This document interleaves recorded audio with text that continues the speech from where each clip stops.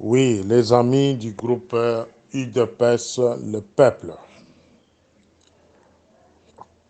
Je disais l'autre fois que M. Fidel Moulaja, ancien ambassadeur non accrédité en Afrique du Sud, va refoulaquer. En date il 18 décembre 2023. Va refoulaquer. Yango, bomonaki, bo observaki na aéroport, plutôt na ambassade, jour à élection. Présence nae, ezalaki te. Donc, mutuka oyo bomonaki etelemi chauffeur naye nakati, c'était une façon oyo tobengi na sécurité jouer à la diversion. Donc, tromper les naïfs, les sourds-muets ke azalaki. Moulaja akotikala jamais kotia makolo naye na Afrique du Sud pendant les 5 ans oyo eza koya. Nazali na copie oyo ezoko confirmer déportation naye vers le Congo. Je ne vais pas mettre ça sur la place publique, mais ce qui va provoquer ngai na kotia yango. Mais pour ba fanatique naye, ba adorateur naye, boyeba ke akoya te, akozonga sur l'ambassade te. Ambassade, ce n'est pas un milieu de tourisme. Il y a Congolais, non. Ambassade, eza esika moko te ya club. Il y a bato ba roba milai. Soi-disant bato ya branamisme, ba nini, non. Ambassade, eza esika ba Congolais. Congolais, quand tu veux fréquenter l'ambassade, ça l'appelle à l'ikambouya bien, ozo kuluka l'ambassade. Cela veut dire, ok kuluka passeport, ok kuluka tenalier, ok kuluka attestation de bonne vie et mœurs, ok kuluka attestation de naissance, etc., etc. Tu ne peux pas quitter chez toi, ou une ambassade pour banobeta chiluba, ou vendre la carte ambassade. Non, non, non, non, non, non, non. C'est bon, ambassade à Bondelwana. Poko azaleki awa, tout le monde a mongo na kati ambassade. Ata moko, aki kulma ki mongo na kati ambassade wana. Balumwena, bino boye balumwena, te botu na biso watu wakala au ni toko biso balumwena, il était dans cette ambassade là. Tout le monde a baluba aki kulma, bakube chiluba na kati ambassade, non. Mais moula jaye, en tout cas, bon exagéré. Bon exagéré. Beaucoup de gens intimider bateau. Oya koloba eloko contraire, bon ko intimider ye. Voilà des raisons ba bengani ye. So tangi manifeste zende ba commis intimidation. Bah, depuis qu'il est là, asa intimidé nan boyebiti. Depuis qu'il est là, kena ko samba nani. Ba fundaki nani, na entourage na ye. Binomo boyebi. Intimidation. C'est le seul motif faut ba faire refouler. Mais makamoze belé to boko belé binoa. Maintenant, nous avons interpellé pour le moment, c'est M. Yav. M. Juvenal Yav. Je pense qu'audio est comme là. Ce qui est comme au salé le macamo na kolobate, na la front, nous sous na yo. Donc il faut que ça la macamo na koloba. Moula Jacques, il est venu, na ibisaka ye. Na welcome ye en tant que frère, en tant que camarade, il a parti. Il dépêche autre ngamo na zoko évoluer la kati. Na pekise ya commis ambassade un clan. Ambassade de Komaki clan ya Moulaja. Famille Mubimbe sopani kuna. Ba gendre na baza kula na kati. Ba semi ki baza na kati. Sans compter ba camarade. Népotisme au sein de l'ambassade. Tant que naza na intérêt mon côté, ni na Moulaja, ni na yo, mon rôle c'est de parler na koloba. Parce que je ne gagne rien. musala na ngai eza koloba musala na ngai eza ke musala l'état ebonga ambassade ekoma place ba tribaliste te ambassade esi ekoma esika ya bato bazo koregle bacompte ozaki chômeur ovandi na chômage pendant le temps batie na ambassade okomi lolendo na cité ozokipe bato te. Donc si tu es comme ça je ferai tout pour que ozonga na chômage lokola bato mosusu. Je ne m'adresse pas à toi, mais c'est Yav. J'ai beaucoup de respect envers toi. Aux amoutons, tu évolues na yo na bamakamonsus par le passé. Na ibi intelligence na yo. Vous êtes un diplomate de carrière, de formation de carrière. Oyebi musala. Nazaki na milieu moko boye bazo kokumisa yo. Milieu moko boka ya mboka oyo bazo kokumisa yo. Non, cet homme-là connaît la diplomatie. Mais la qui ça c'est quoi que monsieur Yav, vous êtes réellement un diplomate de carrière, un chevronné. Oyo ata lobby so balingi baformer gouvernement na Congo babende batie ministre affaires étrangères ou bien vice ministre affaires étrangères parce que oza la matière oyebi koleka même apala lutundula. À partir le 1er janvier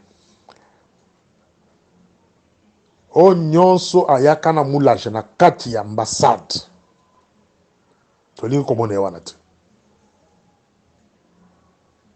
Morning Star à lobby à partir du 1er janvier 2024 mutu o nyonso ayaka na malete ya moulage azala gendre na ye azala semeki na ye neve mwasi bakamarada bana na ye moko te na ambassade parce que moulaja est qualifié comme un criminel. C'est ça terme oyo et comment mis quelque part est qualifié comme un criminel. Cela veut dire bato nyonso ya nango na ambassade wana baba criminel. Donc yo ceux qui ont continué à garder bato wana na ambassade to kozoyo na yo na bango na même rang de criminels. Na bato ba esika na ambassade. Aussitôt bokomi na ambassade bobimisi ngai vidéo botie ngai na Viempoko na John Numbi bato o d'abord baza musika na ngai. Je ne collabore pas avec ces gens-là. Vidéo wana nde écouter bino cher. Bino bokanisa ki en publiant des genres de bêtises sur Morning Star, il sera diminué, rejeté, mais c'est faux. Au contraire, Matissega Makas m'a milieu belé. Ce pays a fait des enquêtes, va trouver que non, cette histoire-là a été fabriquée dans l'ambassade Wana et publiée par la présidence au niveau Congo, par l'enfant de Wanfana, qui est proche du pouvoir. Mukendi, Junior Mukendi, de la présidence, Mouta publié que l'on a bosso. Vous avez amitié, vous avez monter que ça va scénario. Le montage nous sur sur Morning Star en Afrique du Sud et que la nul sans effet parce que je suis un homme que l'Afrique du Sud respecte. Nous avons très bien respecté en Afrique du Sud. À mon côté avec toute ma famille. Nous sommes raconter dans l'autorité Afrique du Sud, ma côté la communauté. C'est depuis 2013 que ces gens-là m'observent, moi, Morning Star en Afrique du Sud. Ce qui te met ça na banyangalaka to mususu na sani side to yebana na zaka muntu ba niveau na binote. Ce qui te kuta la kana ba Shoprite to kuta na ba SLN na zaka muntu ba niveau na binote. Et c'est quand là que da ko se chauffer bino boyebite. Banyangalaka ta siko ko tikala ba chômeur. Votre type est parti, refoulé. Donc, maintenant, vous avez un chômeur, vous avez un chômeur, il y a un récupérer mon côté dans l'ambassade. Il y a un récupérer binoté. Et puis, il y a un bon côté, il y a un côté, il y a un côté, il y a un côté, dans les réseaux sociaux. Il n'y en a pas. Donc, vous avez un chômeur, vous avez un salaire. Il faut chercher du travail. Yav, tolingi comme on a moutumoko te, ya famille moula général ambassade. Et puis pour clôturer, vous devez faire l'audit avec M. Philippe, le gendre de M. Moulage. Comment yo zad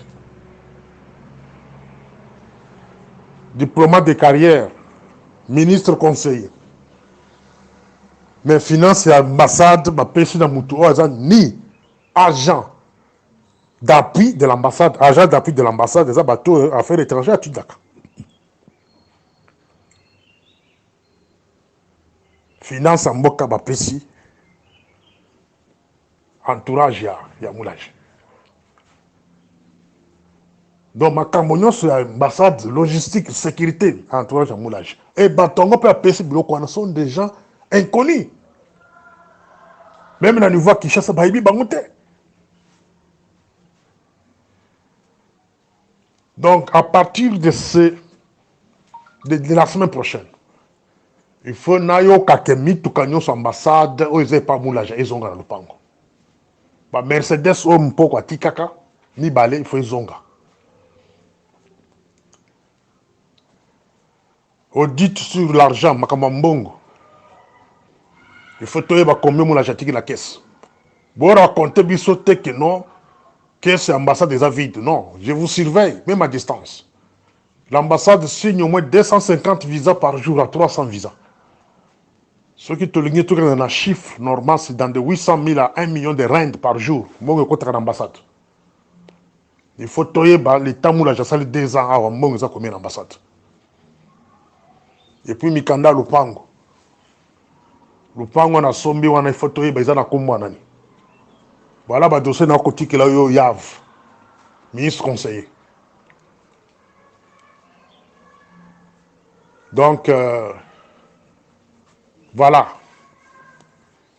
Pour le reste, tu Koloba après. Et puis, comme on va afficher dans le website, soit disant que tu as un passeport, 3 quarts sont des noms inexistants.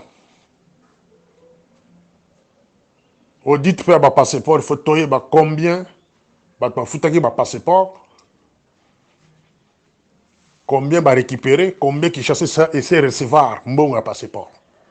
Parce qu'il y a trop de noms affichés dans la carte, il y a Facebook, dans le website, comment les a existé. Quand vous regardez ces noms-là, ça n'existe pas. Donc, selon mes enquêtes, comment les a existé. Il faut pétoyer, depuis que Moulage est là, combien de passeports, tu as foutaki, combien tu as retiré, et puis comment tu as bazabana, ou affiché. C'est très sérieux. Zongis ambassade, comme à notre époque. Et ce qui a calme et discipline. Quand tu entres dans l'ambassade, tu te sens à l'aise. Les ambassades ont se sentir menacés. Vous avez le droit de ma téléphone, vous avez le droit de sololater, la caméra partout. Même à la présidence, tout le monde a camoté. La caméra, c'est pour contrôler le mouvement de Bazakoya, de service. Et puis, Boma contrat, on a la caméra. Ce sont des caméras installées par les étrangers. S'il faut installer des caméras dans des ambassades, c'est les pays qui envoient les techniciens. Par exemple, à l'ambassade de l'Angola, les techniciens qui sont en Angola, ils ont installé des caméras. Et puis, les bateaux ont installé des caméras duplicata. Ils ont remettre un service à renseignement. Mais, ils ont installé des caméras, ils ont installé des sociétés, et qui détient les remotes. Donc, moula jazana Kishasa kunazo ya nguba, au le chombe cha kabiola, azoko tala binu na kata téléphone. Bo kata caméra wana. À partir les premières, ba caméra wana bo kata yango. Bo bengi bato ba installer ko na le bokati contrôle. Mise en garde mususu. Ambassadeur nyonso uta Congo. Na influence à Moulaja, à Kosala Wate. Et je le répète, ambassadeur au Nyons, à Koya, na compte Moulaja, pour venir protéger Moulaja ici, na ba bien na la famille na awa, à cause de l'ambassadeur. Parce que na Koyeba. Je sais que ce sont les démarches pour le moment qui est quelqu'un, il y a obédience, il faut protéger. Ceux qui vont accréditer, ceux qui vont nommer plutôt, ceux qui vont nommer ambassadeur pour protéger les intérêts du Congo, ils vont là, selon des relations, des clans. Cela veut dire que le Congo est là pour beaucoup de temps sans un ambassadeur. Dans le Bela Kabino, que Moula ne sera jamais accrédité. Ceux qui vont accréditer, Ngaï, Bolongoli comme Morning Star, étoile du matin. Bon, comme ça, étoile, il y a Boutou. Mais tant que je suis encore étoile du matin, confirmé, Moula Jana Lobaki qui est à côté, jamais, cause à l'accrédité, paye, bah, qu'on est foulé. La Lobaki va coller là. Mon corps m'a collé là.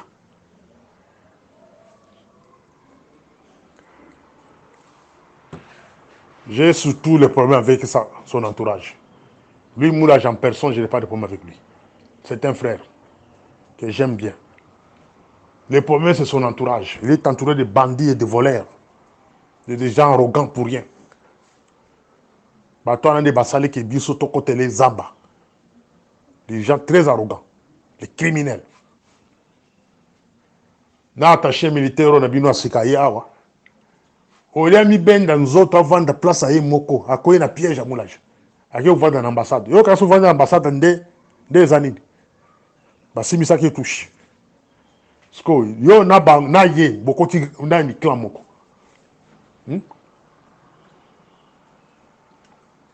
Diplomate, nous sommes en ambassade. Ambassade, ils ont ici qui a régler ma compte. Ambassade, ils ont ici qui a baton mayele. Boye, bon, on a là. Relation à bino na pays au batindi bino. Zandengeni na relation Congo. C'est ça mission batindi bino na awa. Yangona. Sur le plan économique, quelles sont les relations qui existent entre les deux pays? Ni beaucoup que vous proposez sur le plan économique entre les deux pays. Sur le plan politique, vous avez préparé Nini. C'est ça être un diplomate.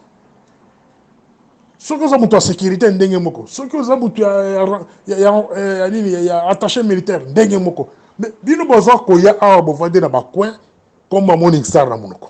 Qu'est-ce qu'il fait cet homme-là? Qui est-il? Azana Banani. Ngai na zamoi.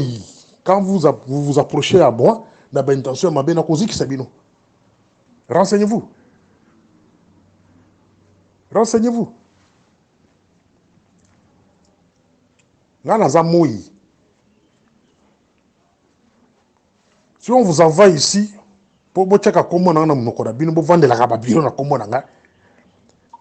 Bon, ça l'a crédité,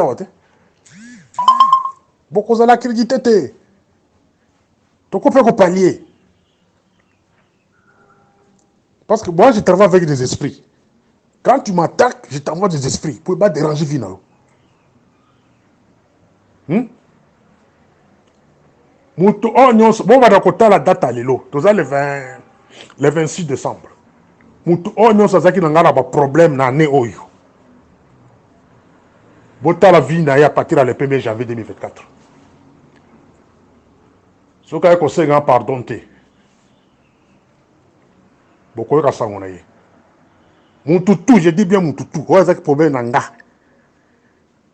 On a un problème dans l'année. Et pour rien.